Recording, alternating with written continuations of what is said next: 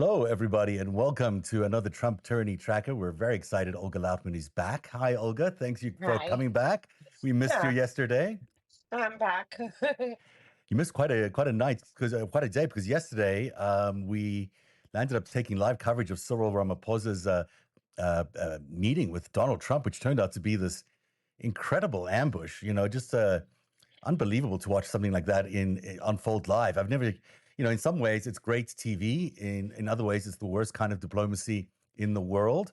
But it's fascinating to see how Donald Trump is treating world leaders as they show up. Really mind-boggling and also full of lies. So much disinformation. I was just watching it. I mean, I'm from South Africa. I sort of know a little bit about what's going on, and I was like, Just a little. this is nonsense that he's saying. This is not right what he's doing. He's just putting out a lot of disinformation. So, anyhow, that's what we did without you. We missed As you though. you noticed, my head is shaking because, Yeah. frankly, it's the most humiliating and embarrassing thing. And even though I was on the road all day yesterday, I do have, Sirius XM and had CNN on and heard the meeting. So I didn't see the visuals of the fake video later on. I saw, but I could not believe it. And frankly, it's so disgusting because, how does any leader come here? Putin will be he'll roll out a red carpet for him and like literally hand him the keys to the White House and a bedroom. And meanwhile, other leaders around the world, between Zelensky being ambushed and thrown out. Yesterday, literally, what I heard was identical. This was a planned Oh yeah. ambush. And that's it. And if I were a leader, like, just don't come. Don't, I mean, don't why do you come want to to go visit anybody that's going to land up ambushing you in this way? And in this particular case, as with Zelensky as well, ambushed with real disinformation. I mean, Yes, yes, yes. none of what he was showing was real. There is no genocide in South Africa. And the thing is about the ANC government there and Cyril Ramaphosa, I've known Cyril personally for 30 something years now. I was there when they were negotiating the start of South Africa's democratic future, when he was negotiating the constitution. I spoke to him on a daily basis.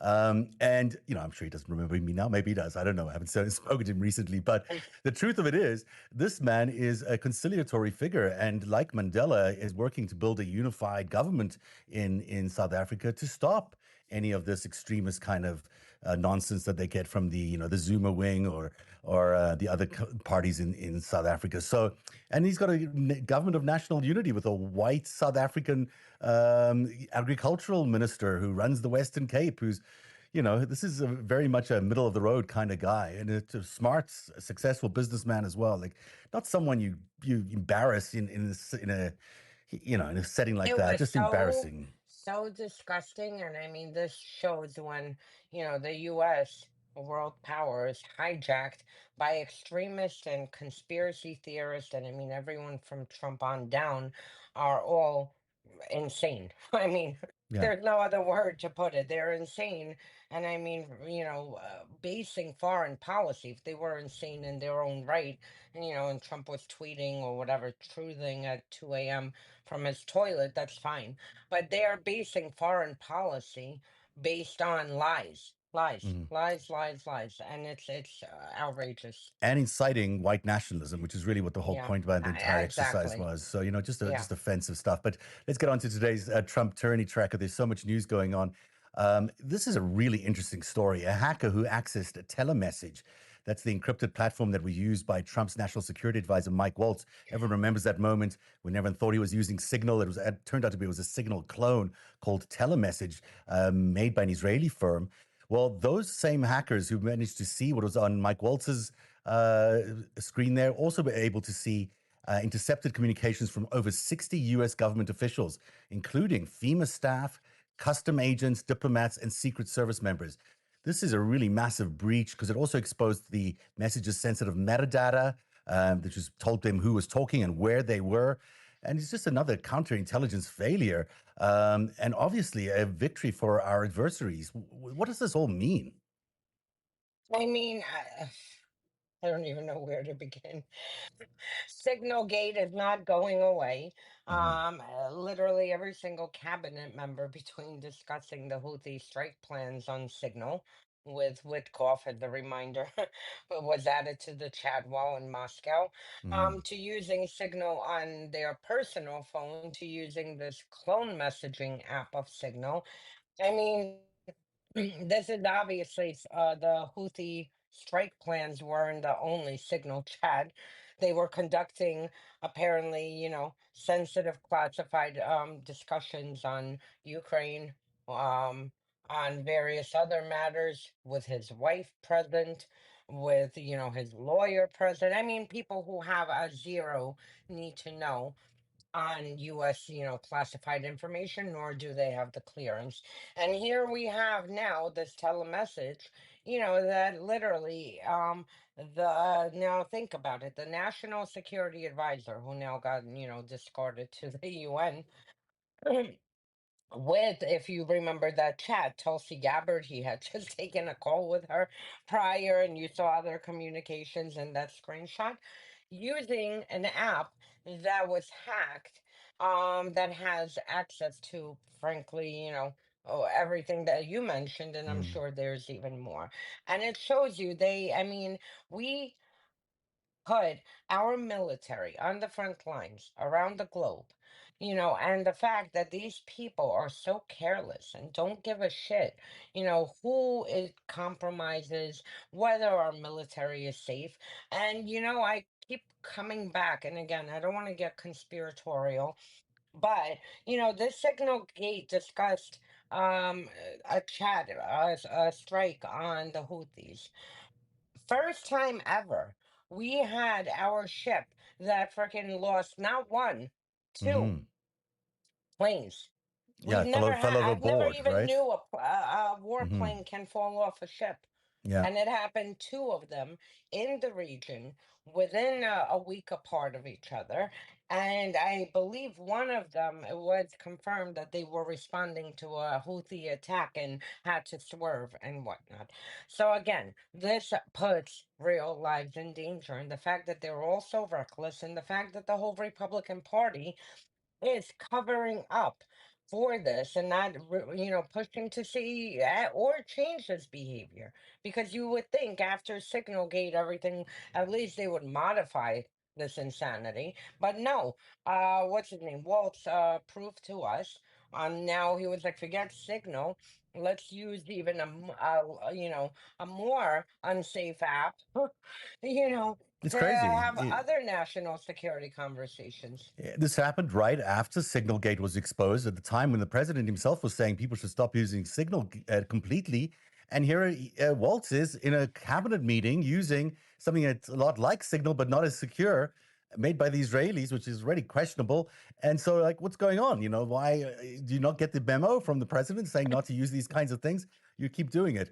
No wonder he's no longer there. But my But if information. it was him, what about Hexeth? I Right. I mean, mean, look, there's so much information. Apparently, he had 20 signal chats, Waltz did, for every region in the National Security Council, that every region in the country, in the there you world, go. was covered on his signal. So if you're Russia or China or anybody else that wants to know what America's doing, you got a direct pipeline to that information. A federal judge has ruled that the Trump administration violated a March court order by deporting 8 migrants, including individuals from Myanmar, Laos, and Vietnam, on a flight reportedly bound for South Sudan. I can't believe that that's where they're sending people. The judge said migrants were not given a meaningful opportunity to raise fears of persecution or torture as required by law. Some were sent to countries under U.S. do not travel advisories.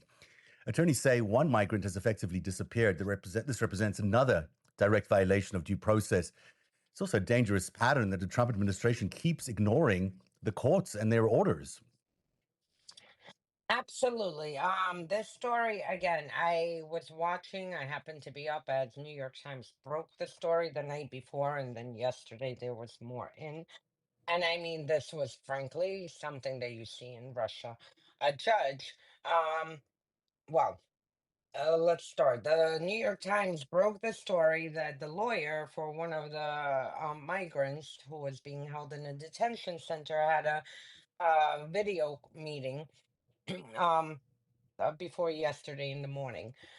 They go to the meeting, the client is not there. They check the registry, completely gone. I mean, talk about Disappeared. disappearing people. Wow. Um, and then they realized that there were at least upwards of a dozen people who were just disappeared. No one had any information. So they went to the court. The judge was so furious that he literally ended, put an order to the Department of Justice, I believe Department of Justice lawyer there, um, to immediately bring this plane immediately. He was like, anyone from the pilot on up will be held in contempt if this plane is not brought back." So now you have, Trump literally going and picking people off the street or out of detention centers, putting them on a plane. The courts, many of them, blocked the use of one, the Alien Enemies Act, two, of just deporting or disappearing people without proper procedures. And this, I mean, we are in a constitutional crisis. This If is one. Trump and his officials completely ignore court orders. I mean, and this is why, like, these are disappearances. The deportation has an actual process. A deportee has due process, has the right to appear even before an administrative judge, and have an order issued. This is not what we're seeing. This is disappearances. And this is what happens in Russia. This is what happened in Syria. This is what happens in any authoritarian regime where there is no law, and they do what they want. And I mean, These. this is extremely, extremely, I mean, and then, sorry, this is No, not part of it, but just to add on, Christy Nome, this is DHS was asked, "Oh, what is habeas corpus?" And she completely rewrote the definition, saying, "Oh, that just grants the president power to yeah, which is, of disappear course, people." it's not that at all. It's Now, it's interesting. These people come from Myanmar, Laos, and Vietnam, and being sent to South Sudan, which is like a war-torn part of the on the world. verge of a Yeah, civil war. and so the uncertainty and the risk and the danger that they're being sent to is unbelievable. I mean, they're basically could be being sent to their deaths. This is not just being deported Absolutely. out of the country.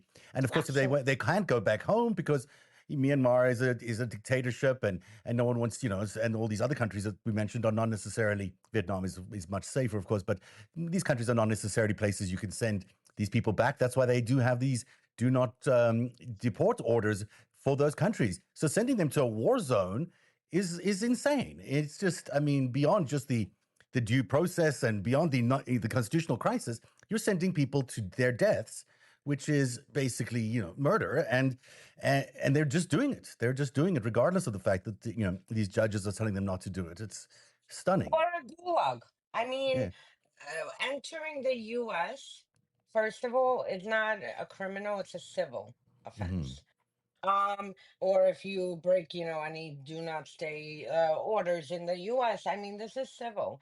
The fact that they like, who is the United States to wake up and decide that this person who illegally entered the country deserves to be sent to a gulag in El Salvador and imprisoned for life with no contact with family, the lawyers, or Or anyone? I mean, languages. The language would be completely different. The prisoners would be everything.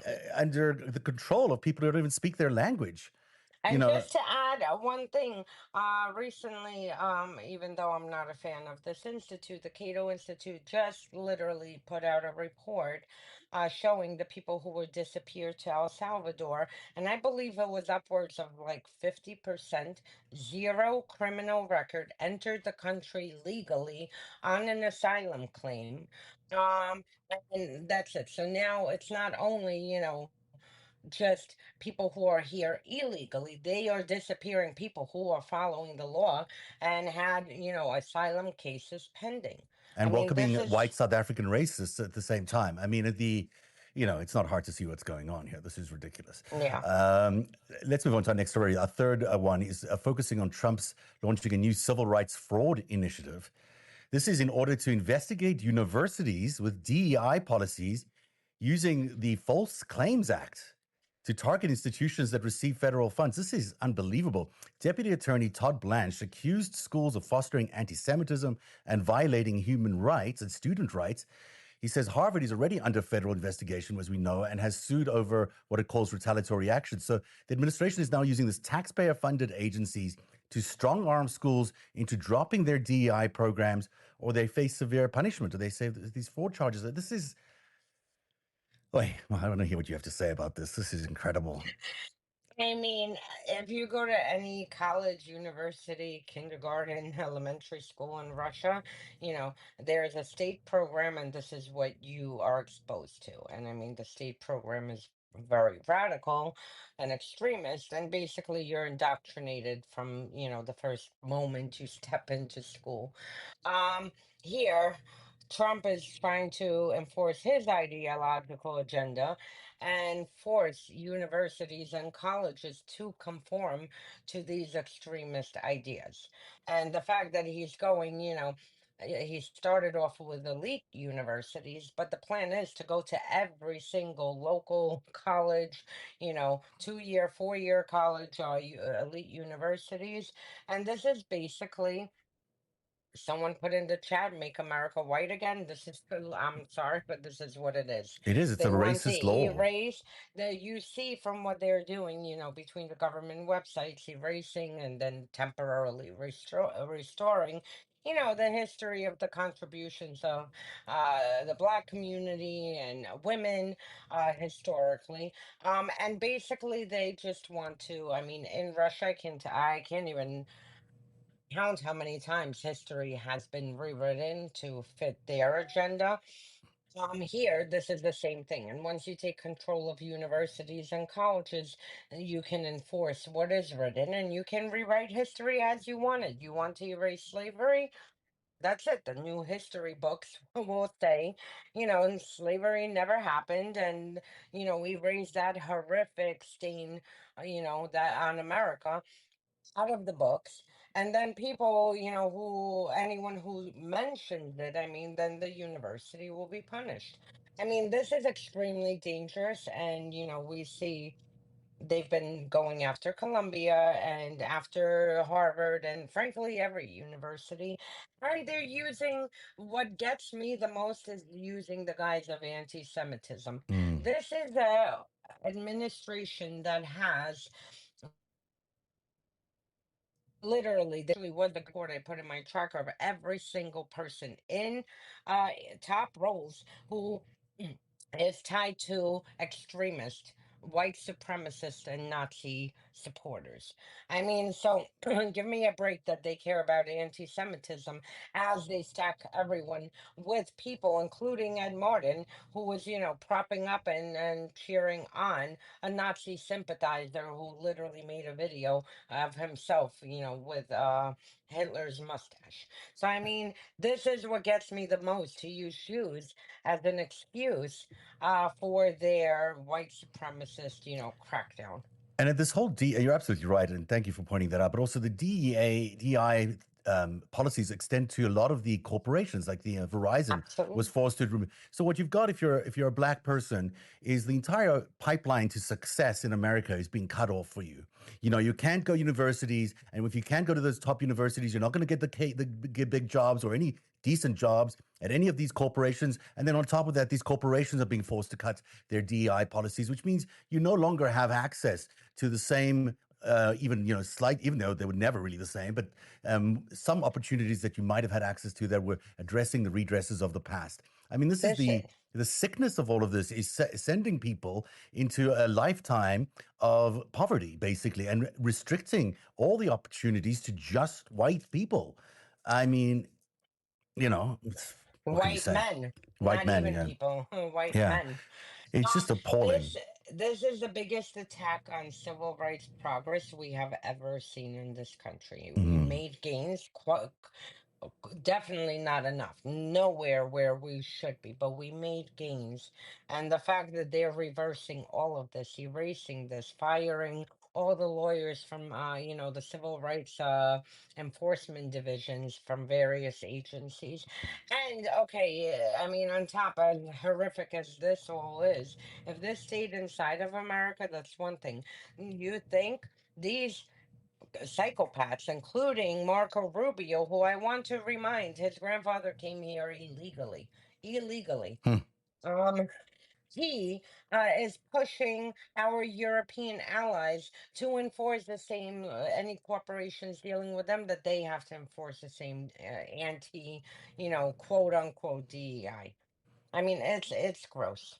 The through line to what we saw yesterday with Cyril Ramaphosa and these false allegations against, they said in South Africa, to all of this is quite clear. What they're building here is an apartheid state. What they're trying to do is basically, without saying it, they're trying to go back to an apartheid system and institute it into a world superpower, which is just unthinkable, really. Having lived in that apartheid state, I can tell you that it's not tenable. The idea is not a good idea at all. But They're not going to succeed. They're not the going to succeed because this is a multinational country. And mhm. what makes America great is the fact that we have immigrants from every part of the world, and that we had the best of the best come here and the brightest, to contribute their talents to build this country. So, they can try, but it's not going to you succeed know, because you cannot erase everyone from here. I mean, I actually looked it up. I think the population of just white men is like, I don't know, maybe 100 million, if I'm correct. I mean, it's a very small percentage of the general population. What are you going to have left in this country? what the other thing that I keep thinking about and why people don't seize on this point a lot more. When you create a country like this, where there's race and no human rights and no judicial rights and no due process, what you're also killing is capitalism.